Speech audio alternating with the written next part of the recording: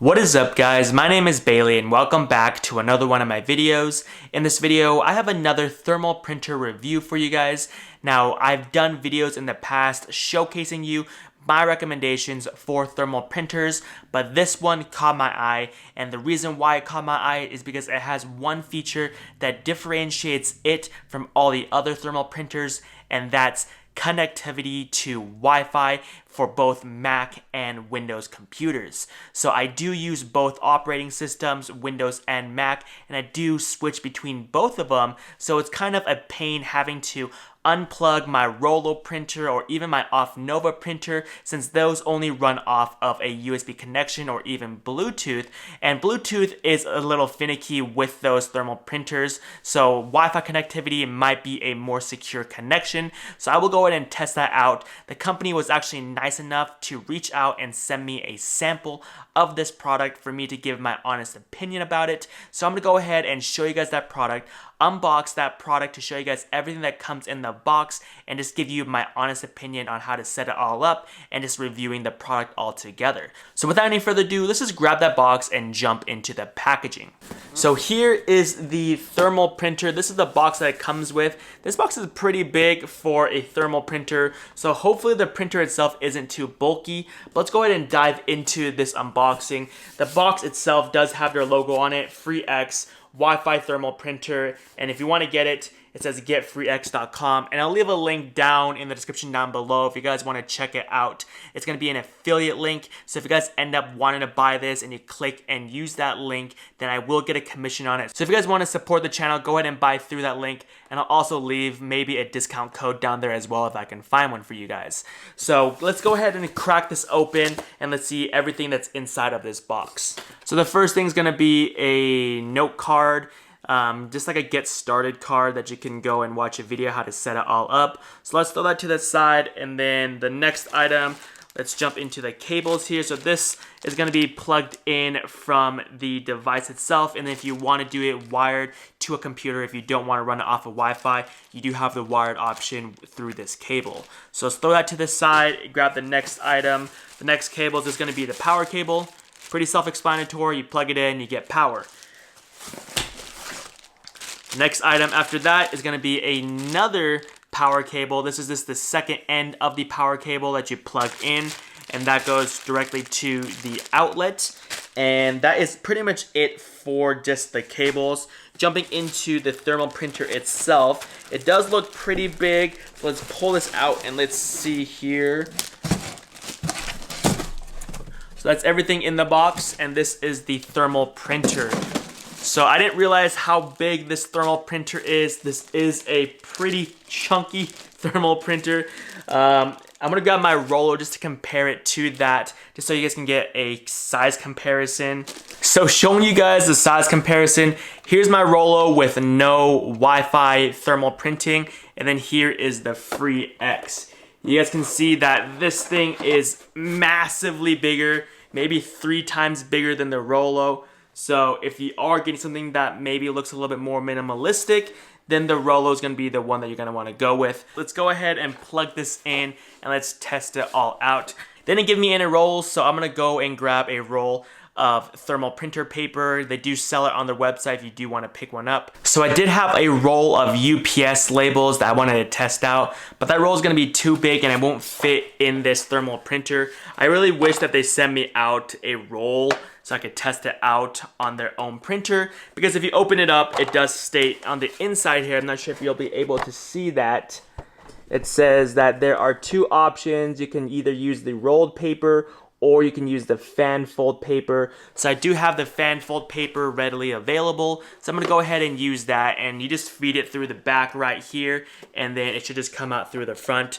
So I'm gonna go ahead and feed that thermal printer paper through the back and into the front and see how this all works.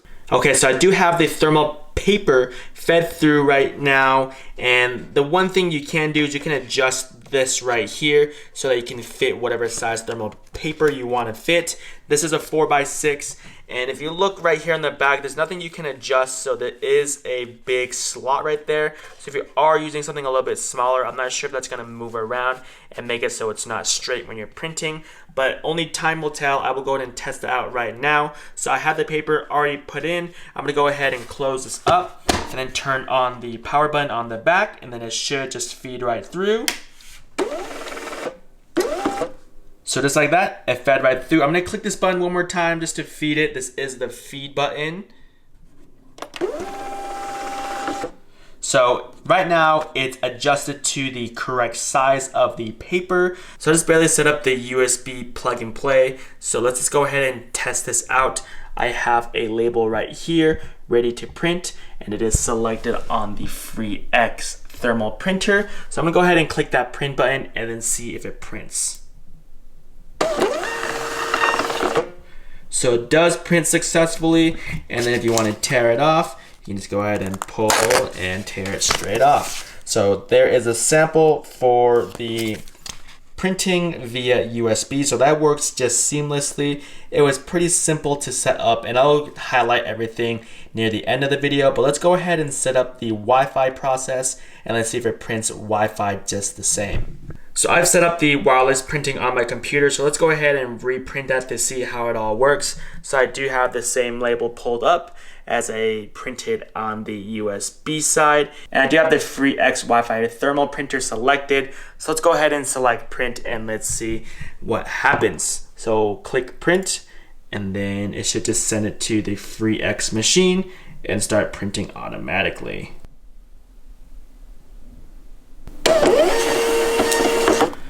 So there it is. There is the label. You guys did see that there was a delay there. It was probably like 10-second delay, but comparing that label to the first label that we saw, so the label on the left is the one we just ripped off. The label on the right is gonna be the one that you use with the USB. And you guys can see they are the exact same. There's no difference, but that is how the labels turn out. And it is a pretty cool machine. So let's just go back and highlight the features of this machine, and I'm going to test out a few more features and give you guys my honest opinion about it. So setting up the printer itself was pretty seamless for the USB, but once you start setting up the Wi-Fi, it does get a little bit tricky. There are a little bit more steps that you need to take. Now, when I first did it, I thought there was only one section that I needed to read, but they divided it up into two sections where once you set up the USB section, then you move on to the wireless network. Once you set up that network, then you got to go to step 3, and you have to enter in that wireless IP address that you get from your printer into your computer, and you have to do this with every single computer that you want to print with, essentially. Now, printing through USB works perfect, and if you're printing through a wireless network, it does work, but the downside is that there is a delay. You guys saw that there was like about a 10-second delay. Once you hit print on your computer, it takes about 10 seconds to send all that data and start printing on your thermal printer. So if you're not printing a ton of orders and you want something that is wireless so you're not tied down to wires, or if you're using multiple machines and you want one printer without having to unplug and replug a new laptop or a new computer in, then I would definitely recommend this product for you guys. If you guys are just looking for something that has the thermal printing capabilities without any wireless capabilities and without any of the Bluetooth capabilities, then I would go on Amazon and find something a little bit cheaper.